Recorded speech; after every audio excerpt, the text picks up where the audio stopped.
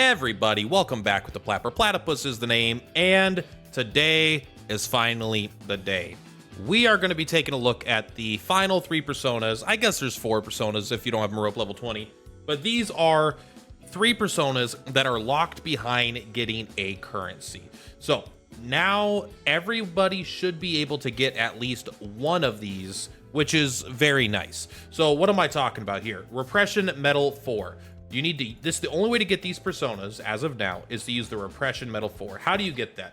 When you go into the metaverse and you go into the, right here, the SOS, Trials from the Sea of Souls, as you rank here, depending on where you rank, you will get this currency here. These here.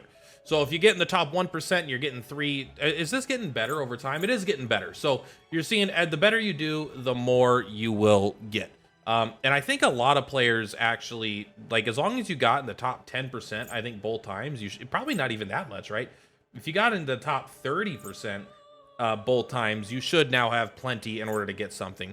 But as you can see here, you're going to get more and more as you rank in this. You'll get enough. So this is whale sped up, but every player, even below rank 50, is going to be able to get this, because even if you get to the top level, you're going to be getting 500 a pop. So they're probably going to add more, because that would be not very much. But that's how you get the currency, okay? Then you're going to come over here to the challenge rewards, go to the Repression Metals 4.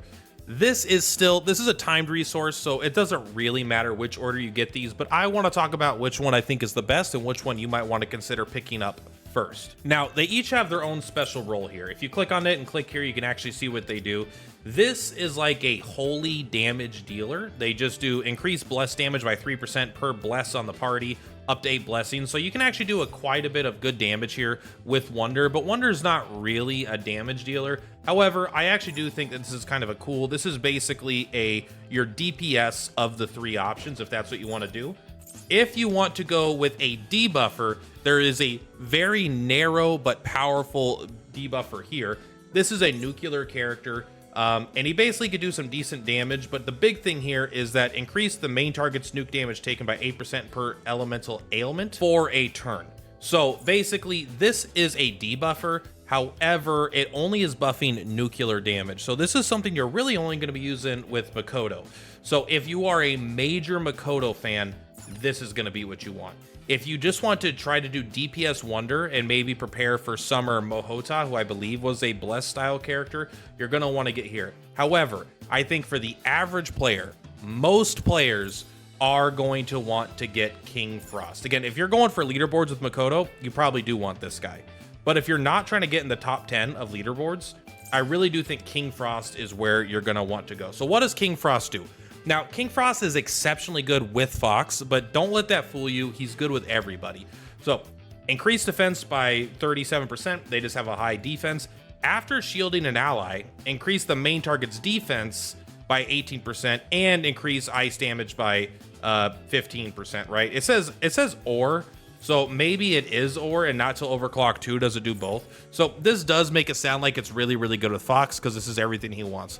But what's important is after you shield people, they're just going to get more defense, the main target anyway. So that is good. And then he's got Snow King's protection. Grant a shield to the party equal to 22% of your attack, and while shielded, increase defense by 30%. I assume this shields it shields everybody. And then I assume that the 30% is on everybody as well, not just self. So this is probably the single best support skill you can get. You know how good Norn is? People use Norn a lot because you could do Windswept and you shield everybody.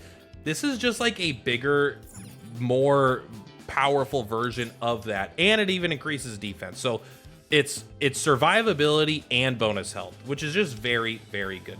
It does have like a tactics also that gives you just a bunch more shields. So that's pretty good.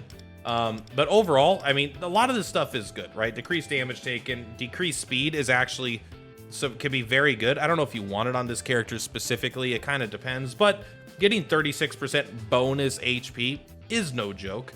And then this one is whatever. This one's kind of whatever. They're not that big. You would probably switch them out.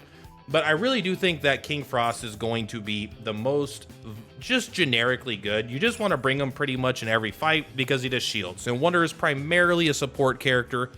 And he could easily hold one of the 3 spots that you want to do that if you don't want to be using like buffs and stuff. So I think King Frost is the best. If you're a Makoto fan, of course, I do recommend you pick him up because he's going to make your Makoto do even more damage. And your Vino, I guess, but Vino's not crazy on damage anyway. And then, honestly, the second one I recommend picking up is this boy here. And this is mostly a personal thing for fun because I just like that they have a pretty big attack increase and they're getting more and more damage based on blessing stacks. And they can grant blessing stacks, and for each blessing on the user, increase damage by 5%. So this does a big AoE attack. I just like this character. I think they're fun. And they get just a lot of passive attacks. So this is the one I would pick second, but it's also kind of a low priority because you're not typically needing this kind of damage on your Wonder. But again, there's probably some specific trials that just having an AoE light attack is going to be good for helping you break some shields. So that is the order I recommend. I don't, be careful with these. You could save them and go all in on King Frost and get it up to, but I say get them all and then max out your favorite ones first. Maybe even save up for in case if they release another one, because they will eventually release another one, right? We're not just going to give us 500-600 a week on these and then never give us anything else to spend it on. So in fact, I'll put my money where my mouth is. I'm going to take King Frost right now. Boom. I have now got King Frost, and I'm also going to take my DPS right here. Boom. There we go. This is what I want. This is kind of what I'm recommending. And honestly, Makoto is cool, but I just don't care. I don't use Makoto outside of when she's in the guild battle myself. But that is all I wanted to talk about. I wanted to talk about this currency. Make sure you guys know that you are able to get some really badass personas. And yeah, make sure you don't waste it. Make sure you use it in a way that you find wise, because it's going to, yes, you'll get more, but it is definitely time gated.